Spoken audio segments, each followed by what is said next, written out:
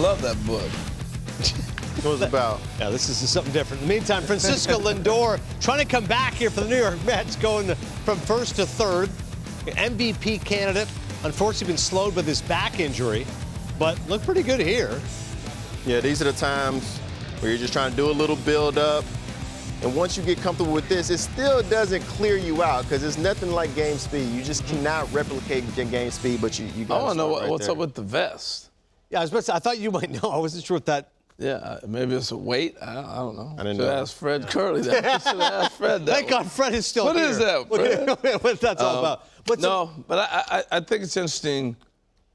Lindor's injury, and they're still chugging. Amazing. That's a story here, no doubt. 100% see why, because the narrative started to become, if it wasn't for Ohtani, Lindor's the MVP. Plays outstanding defense, close to a 30-30 guy, great in the second half. There was not an all-star, but he had a great second half. And yet he goes out, and the Mets still keep going. Luisangel Acuña has been a revelation. He's been amazing, and I feel like every year you see a young player that's almost forced into the position to have to step up and be that guy. And Luisangel Acuña, he's been able to step up in a big spot for the Braves. I remember when they made this trade, and Buck Showalter was still the manager of the Mets. Right.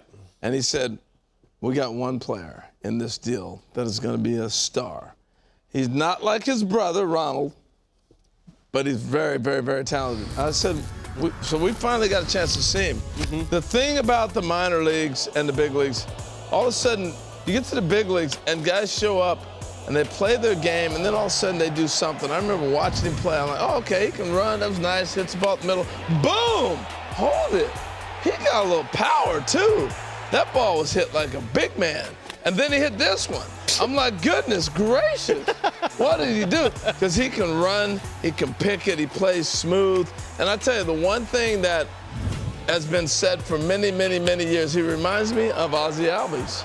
Wow. When I look at the body type, I look at this, you eliminate the Ozzie a little bit more leg kick, but it reminds me so much of this guy from the right side, which we'll see Ozzie from the right side from now on. Obviously, I got him switch hitting in the tape, but I didn't know he was going to hit right-handed. That's okay. Before Look at the this. night I love started. the butterfly. Yeah, he can fly. That was unbelievable. And Acuña can go a little bit too, man. Now, he doesn't have the jets like he does, but throw the wings on him. Yeah, that's He can go a little bit too. And I just think we're looking at a star in the years to come. I think they move him to second base. You got Lindor playing short. Yeah.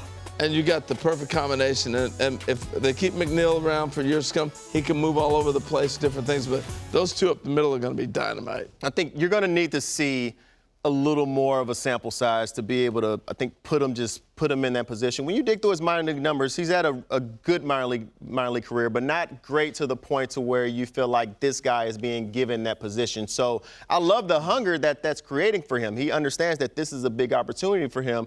Where he fits into the postseason lineup, I think he has to be there. I think he has to be a piece of this team. Even if he's not starting, he's able to bounce around. He's able to play center field. He can play second base, shortstop, and you have to have them right there in case you don't know what's going to happen with Lindor.